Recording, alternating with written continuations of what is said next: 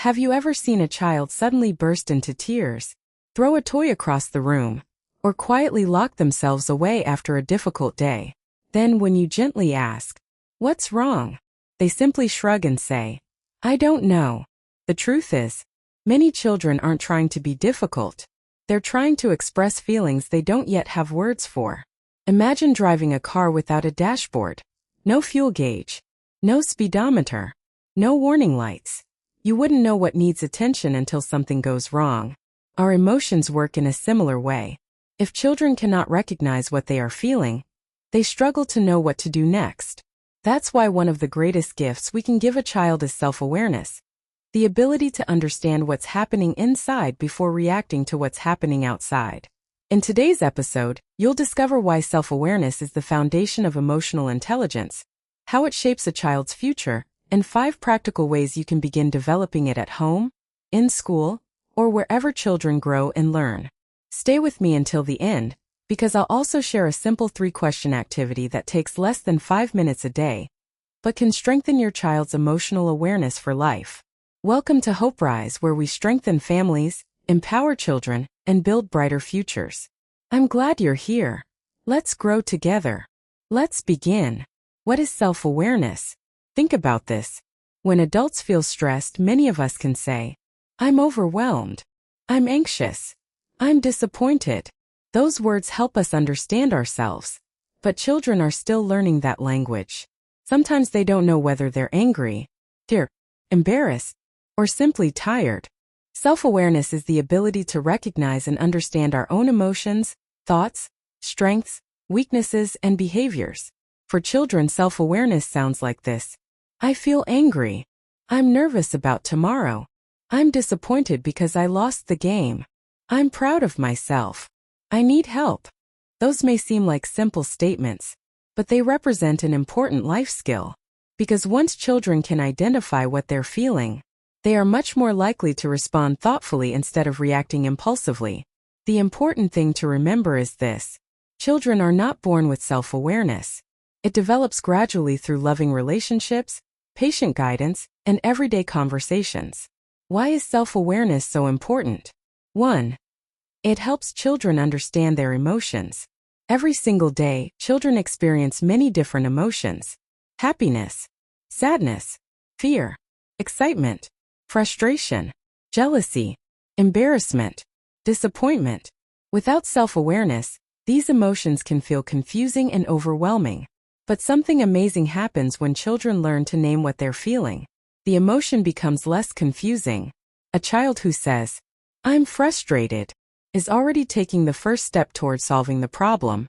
As the saying goes, you cannot manage what you cannot identify. 2. It reduces challenging behaviors. Here's something many adults overlook. Behavior is often communication. When children don't have the words to explain their emotions, their behavior speaks for them. A child might throw toys, not because they're naughty, but because they're frustrated. They may refuse to speak, because they're anxious, become aggressive, because they feel rejected, or cry over small things, because they're emotionally overwhelmed. Instead of asking, "What's wrong with this child?" try asking, "What is this child trying to tell me through their behavior?" That simple shift changes how we respond. 3. It builds emotional intelligence.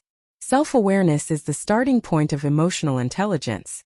Children who understand their emotions are better able to control anger, manage stress, solve problems calmly, make thoughtful decisions, and build healthy relationships. These aren't just childhood skills. They're life skills.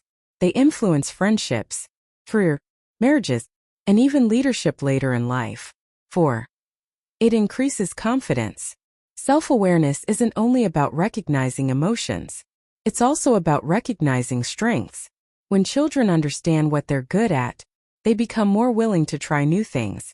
They recover from mistakes more easily, and they believe, "I may not know everything today, but I can learn." That's genuine confidence. Not perfection, not comparison, but believing in your ability to grow. 5. It supports better mental health. Children who can talk about their emotions are less likely to carry heavy feelings alone. When adults create a safe space to listen without judgment, children learn that every emotion is acceptable, even if every behavior isn't. Feeling angry is normal. Hurting someone because of that anger is not. Teaching this difference helps children develop emotional health that can last a lifetime. Signs a child is becoming more self-aware. As children grow in self-awareness, you may begin to notice changes. They start using words instead of tantrums. They recognize when they need a break. They admit mistakes without becoming defensive. They ask for help. They explain their feelings more clearly. They celebrate success without putting others down. And they begin to understand how their actions affect the people around them. These are signs that emotional growth is taking place. 5 practical ways to build self-awareness. 1. Help children name their feelings. Everyday moments are powerful teaching opportunities. Instead of saying, "You're being difficult," try saying, "It looks like you're feeling disappointed." The more emotional vocabulary children learn, the more confident they become in expressing themselves. 2. Validate their feelings. Validation doesn't mean approving every behavior. It means acknowledging the emotion behind it. Instead of saying, "Stop crying," try saying, "I can see you're upset. Let's talk about what happened."